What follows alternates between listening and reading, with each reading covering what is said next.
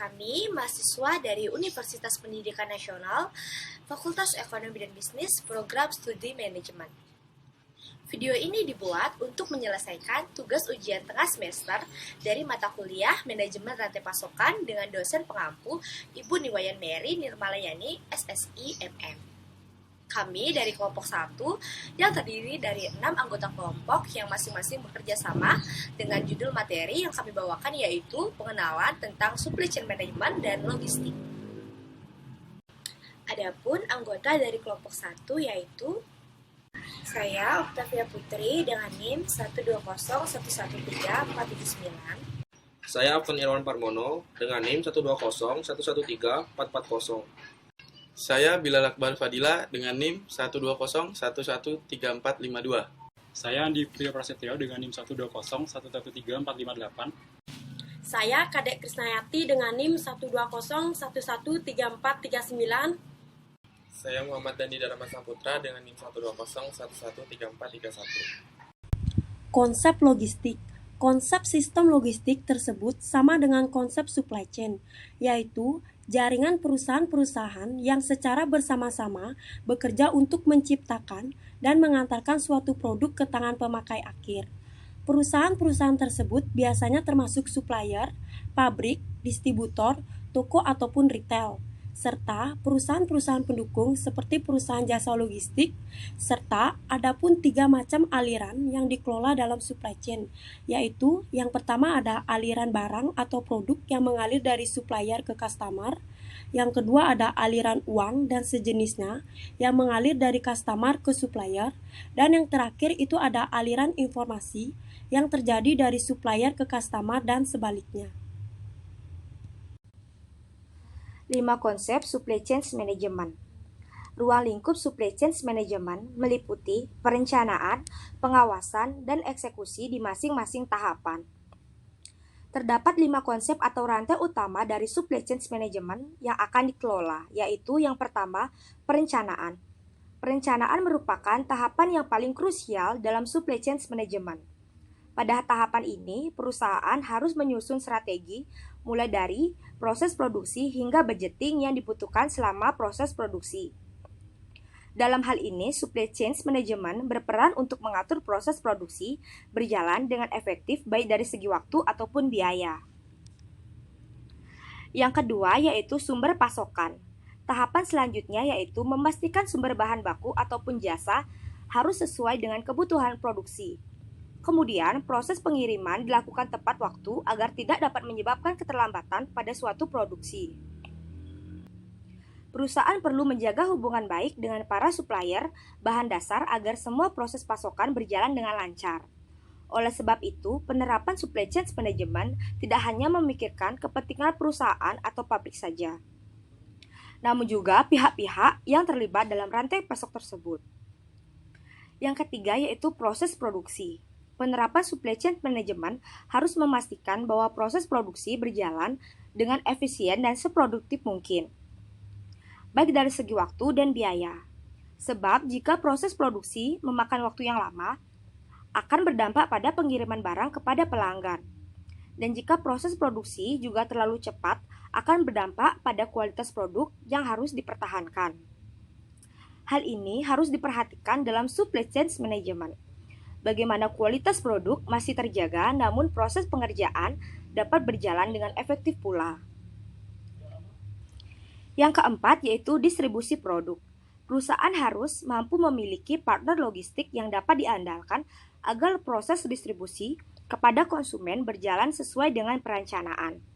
Selain itu, proses distribusi ini juga harus memperhatikan gudang penyimpanan agar tidak menyebabkan suatu kerusakan pada produk tersebut. Dan yang terakhir yaitu komplain konsumen.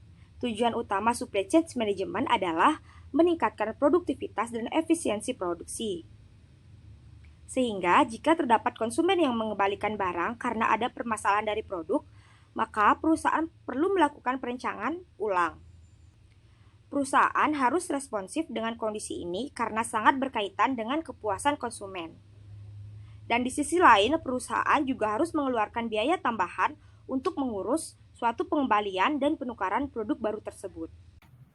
Perbedaan logistik dan supply chain management terletak pada subjek distribusi barangnya, yaitu logistik berfokus pada strategi dan koordinasi antara pemasaran dan produksi, sedangkan supply chain fokusnya lebih kepada alur distribusi agar produksi dan pengadaan barang berjalan lebih lancar.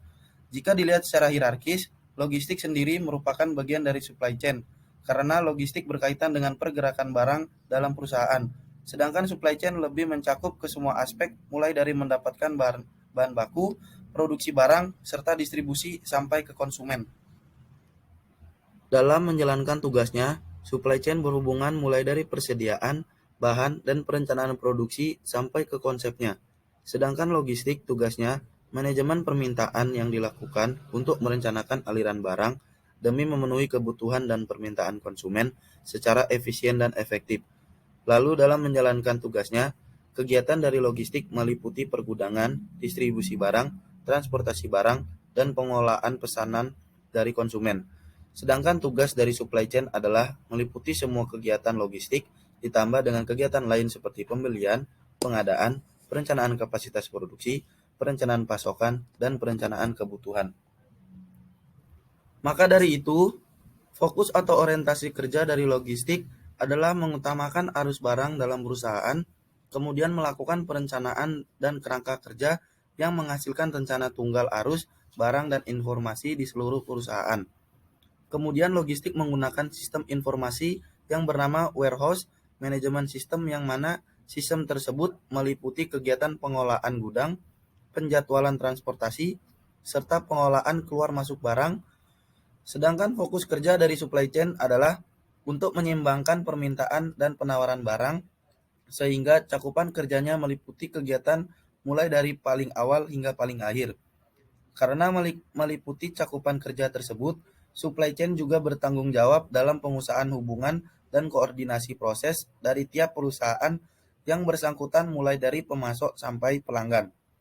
Melihat dari perbedaan tersebut, secara garis besar perbedaan dari logistik dan supply chain adalah logistik merupakan bagian dari supply chain, dan kegiatannya adalah perencanaan aliran produk ke konsumen yang sifatnya internal. Di sisi lain, supply chain kegiatannya dimulai dari proses awal, dari mengambil pasokan lalu ke produksi, dan sampai ke konsumen. Maka dari itu, kegiatannya banyak yang menyangkut ke eksternal perusahaan. Keunggulan kompetitif ketika menerapkan supply chain management. Saat ini, organisasi perusahaan menghadapi perubahan lingkungan yang cepat dan beroperasi pada pasar yang semakin kompetitif. Kondisi ini mendorong organisasi perusahaan untuk membangun integrasi hubungan dengan pemasok dan pelanggan dalam sistem supply chain management. Sumber daya utama perusahaan yang merupakan sumber keunggulan bersaing tidak hanya terbatas pada sumber daya dalam organisasi perusahaan, melainkan organisasi sebagai bagian dalam sistem supply chain management. Tugas penting para top manajemen adalah mengelola supply chain pada tingkat cost yang paling efisien dengan tetap menjaga fleksibilitas yang tinggi dalam membangun hubungan dengan pemasok untuk merespon kebutuhan pelanggan. Value chain. Kebutuhan pelanggan tidak hanya menginginkan harga yang wajar. Mereka juga mengharapkan produk dan pelayanan yang berkualitas dengan proses waktu pelayanan yang cepat. Organisasi perusahaan mengelola value chain untuk menciptakan value bagi pelanggan. Value chain merupakan perusahaan dan tahapan fungsi-fungsi bisnis dalam perusahaan untuk memberikan value bagi pelanggan. Cost management. Sistem akuntansi digunakan untuk mencatat peristiwa dan transaksi ekonomi, seperti penjualan barang dan pembelian material, dan proses pengelolaan data menjadi informasi yang membantu para manajer, seperti manajer penjualan, supervisor produksi, dan lain-lain, dalam pembuatan keputusan bisnis. Proses pengolahan data transaksi ekonomi mencakup pengumpulan, pemilahan atau pengklarifikasian, peringkasan, dan penganalisaan data menjadi informasi akuntansi. Sebagai contoh, biaya dikumpulkan berdasarkan kategori biaya seperti biaya material, tenaga kerja, dan biaya distribusi.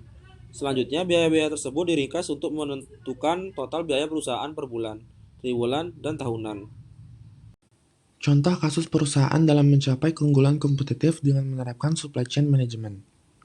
Studi kasus supply chain management pada agroindustri khususnya minyak sawit mentah, crude palm oil atau CPO di PT Kadura Indonesia, Astra Agro Lestari Riau.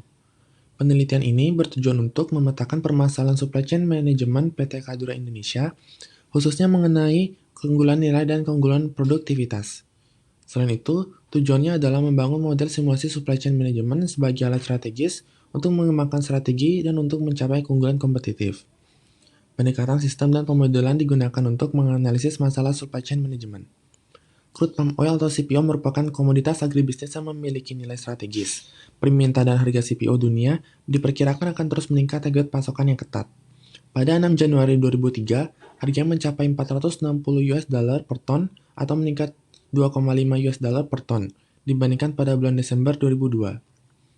Selama periode Oktober 2002 sampai September 2003, permintaan CPO diperkirakan sebesar 25.135.000 ton, atau terjadi kenaikan 2,02% dibanding kebutuhan setahun sebelumnya, yakni 24.636.000 ton.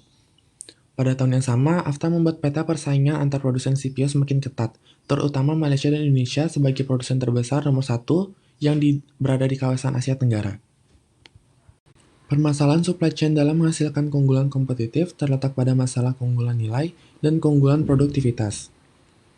Keunggulan nilai didominasi oleh masalah kualitas yang berpangkal pada ketepatan panen dan penjadwalan pasokan.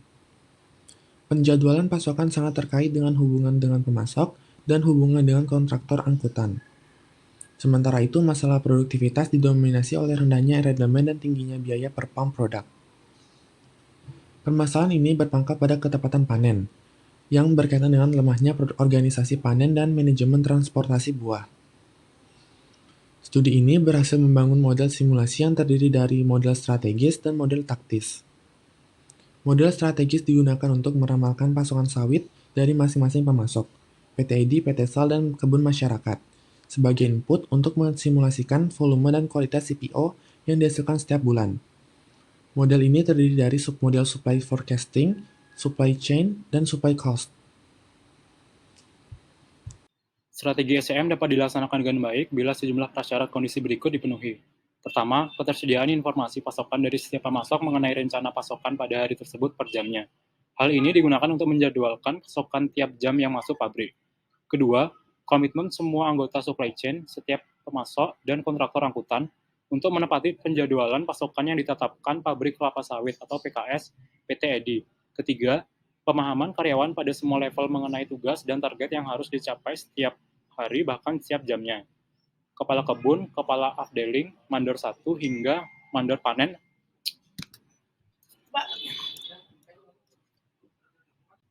Jadwal pasokan afdeling kemudian di-breakdown ke jadwal pasokan per wilayah kemandoran. Keempat, koordinasi yang sinergis antara bagian kebun, teknik, dan pabrik dengan pelaksanaan tugas yang saling mendukung. Kebun berusaha memanen sesuai target dan mengangkutnya ke pabrik. Teknik berupaya menjamin lancarnya transportasi buah menuju pabrik dengan membangun infrastruktur all-weather dan menyiapkan unit angkut dalam kondisi prima. Pabrik berusaha menangani pasokan tersebut dengan cepat dan tepat melalui penjadwalan, penimbangan, dan grading.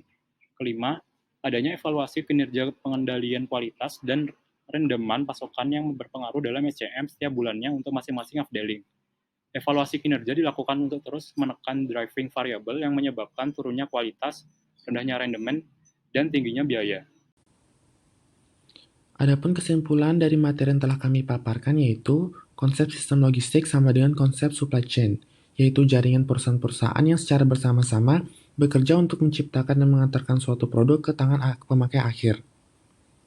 Perusahaan-perusahaan tersebut biasanya termasuk supplier, pabrik, distributor, toko atau retail, serta perusahaan-perusahaan pendukung seperti perusahaan jasa logistik.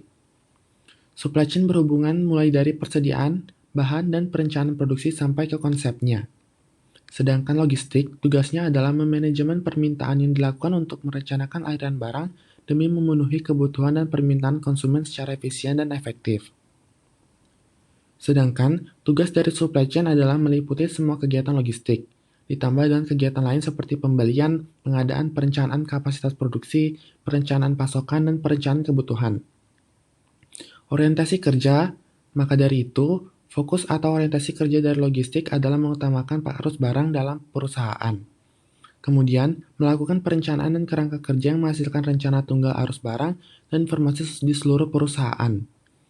Karena meliputi cakupan kerja tersebut, supply chain juga bertanggung jawab dalam mengusahakan hubungan dan koordinasi proses dari tiap perusahaan yang bersangkutan mulai dari pemasok sampai ke pelanggan. Sekian pemaparan materi dari kelompok kami. Terima kasih dan sampai jumpa.